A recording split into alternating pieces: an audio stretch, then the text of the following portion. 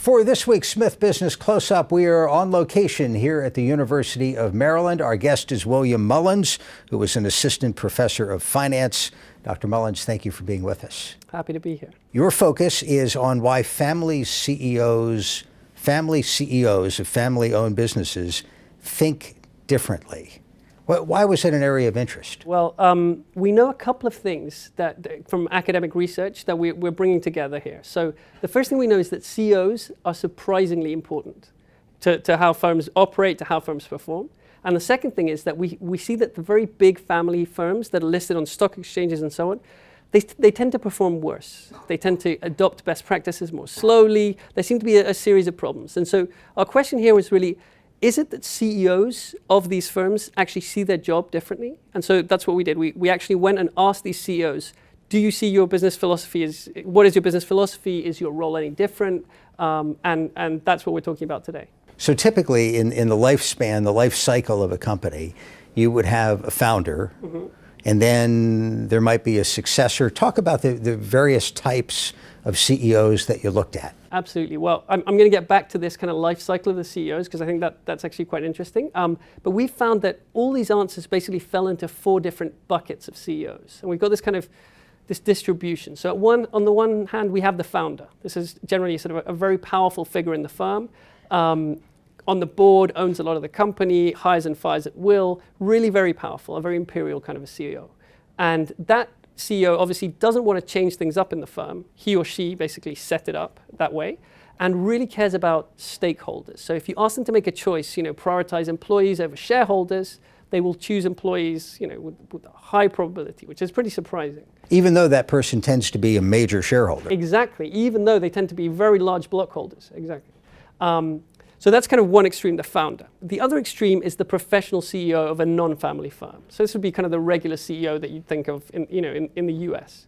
And that CEO is also pretty powerful. So they also are on the board, they have a lot of power to hire and fire, but you ask them about the choice between shareholders and employees, and they will choose shareholders with a much higher probability, which is what we'd expect, And that they see their role as shaking things up, bringing change to the firm. So you've got these 2 extremes, shareholders and bringing change with the professional CEOs. The founder CEOs want to keep things as they are and look after stakeholders. And in between, you've got the other 2 types, which to some extent seem to be in a kind of a no man's land. Because these are both CEOs of family firms, but one of them is a related CEO. So think about a descendant of the founder. And the other is a professional CEO, but the firm is still held by the founding family.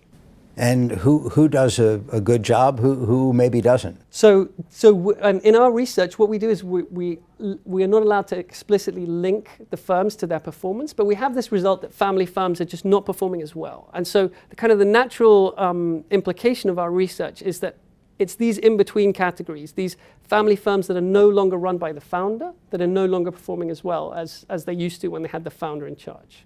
And it actually comes because of how they see their role. So these related CEOs, these descendants of the founder, they have quite a lot of power, but they have the founder, they say explicitly, they have the founder essentially looking over their shoulder.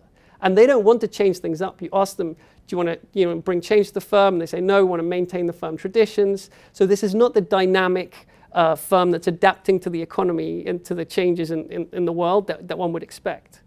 And then the professional CEOs of these family firms, the 4th type, they want to be like the professional CEOs of non-family firms. They want to bring change, they want to look after shareholders, but unfortunately they seem to have very little power to do so. So they tend not to be on the board, they tend not to be able to fire many people.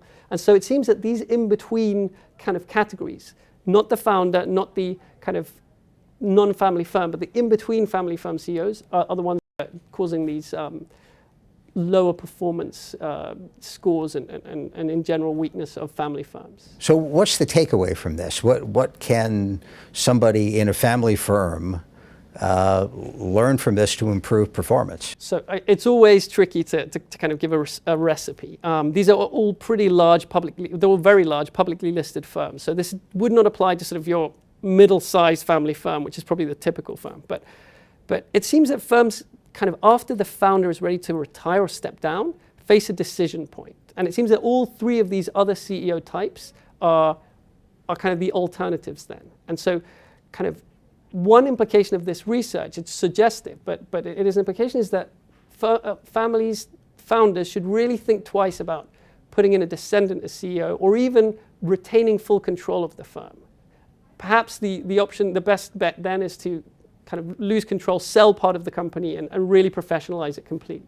Go rapidly from that first stage to the fourth stage, and exactly, because it's not a time, it doesn't seem to be like a life cycle effect. It seems to be a choice. Firms, once the founder steps down, they can go fully professional, or they can stay as a family firm with these in-between management systems, and that's where it seems that problems may lie.